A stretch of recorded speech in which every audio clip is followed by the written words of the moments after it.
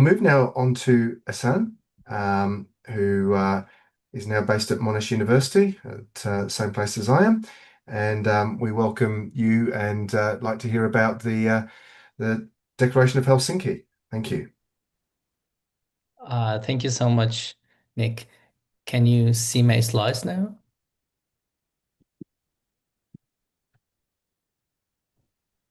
Yes, mate, they're all good.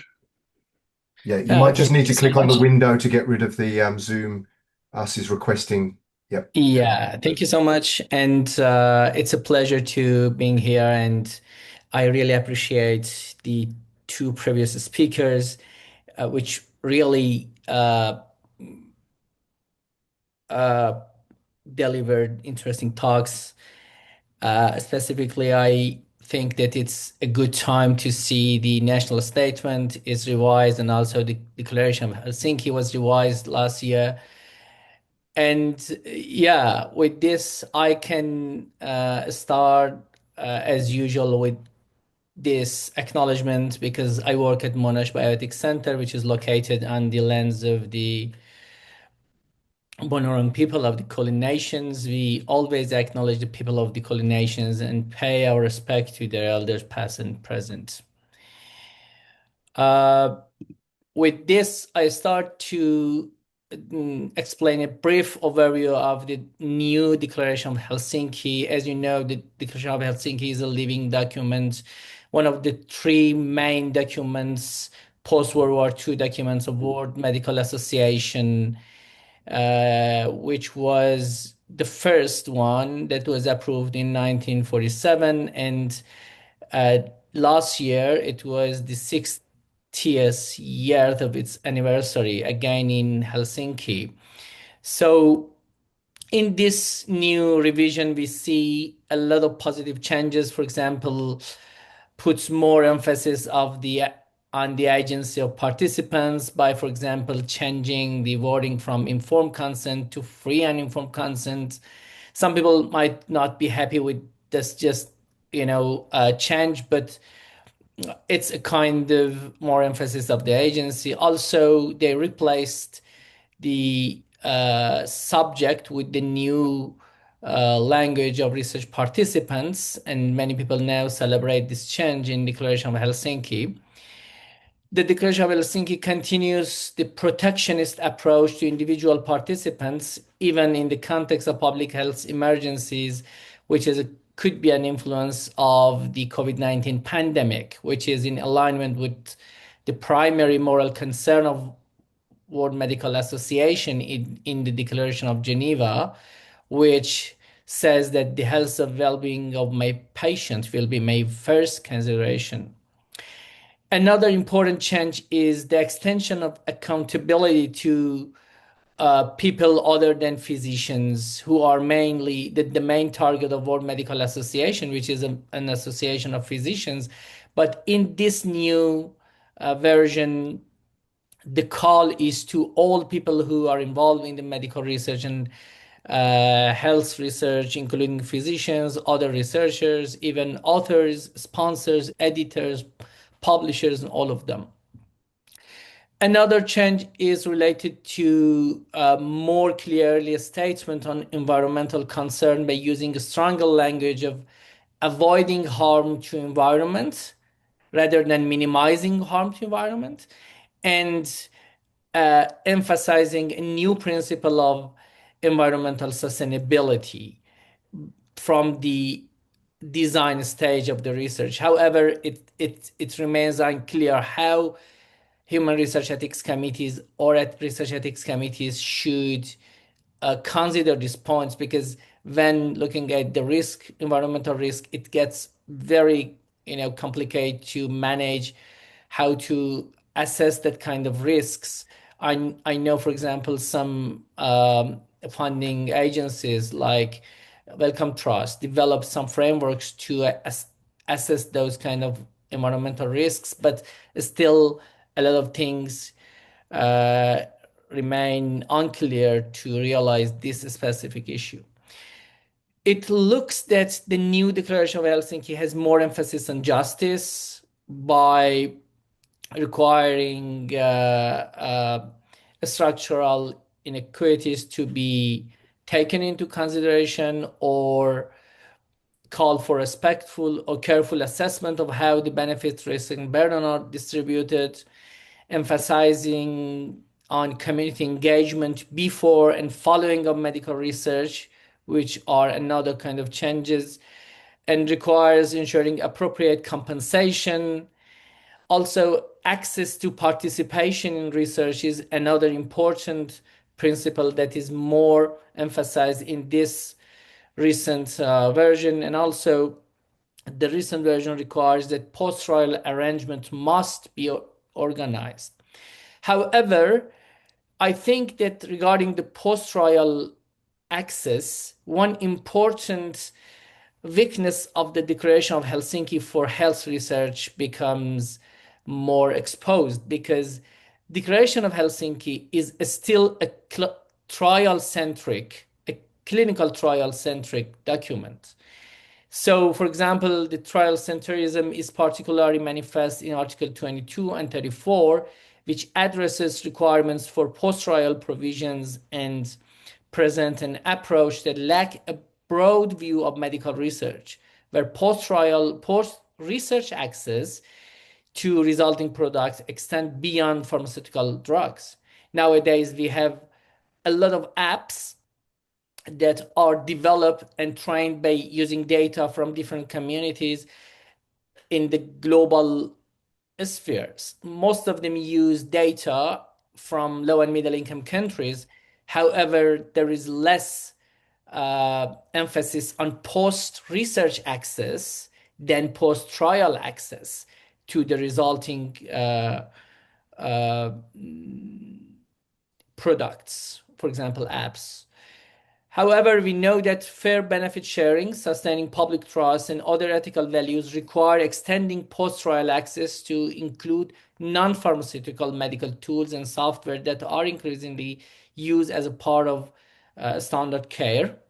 These tools are developed and trained using data, though non-trial data from certain groups, and there is not any fundamentally relevant difference between data from clinical trials and data from other sources. And so we need to consider this point. This is more relevant to the low and middle income countries context, as for example, countries like high-income countries like Australia are contributing increasingly to international research, multinational research. So the Declaration of Helsinki is really relevant to Australian context, because when you are doing international research. The last couple of days, I've been sifting through old photographs of my dad. Sorry, I think. Can you hear me? Yeah. Yeah, okay, sorry. So then unfair use of low and middle income countries' data could be a form of data colonialism that establishes new data relations that mirror the extractivist and exploitative aspect of historical colonial dynamics. It reinforces power imbalances, widens the technological and economical gaps, and such oversights could be due to, again, the Declaration of Helsinki's individualistic approach to health data that mostly concerns identifiable or re-identifiable individual data and neglects the significant ethical implications of collective data belonging to specific communities, even if it's permanently anonymized. So post-research access to non-pharmaceutical products are overlooked generally. Another aspect of the new Declaration of Helsinki is its focus on vulnerability. Before the 2024 revision, the so-called principle of subsidiarity was adopted by the Declaration of Helsinki based on its research. Based on this research is expected to first be carried out on non-vulnerable populations.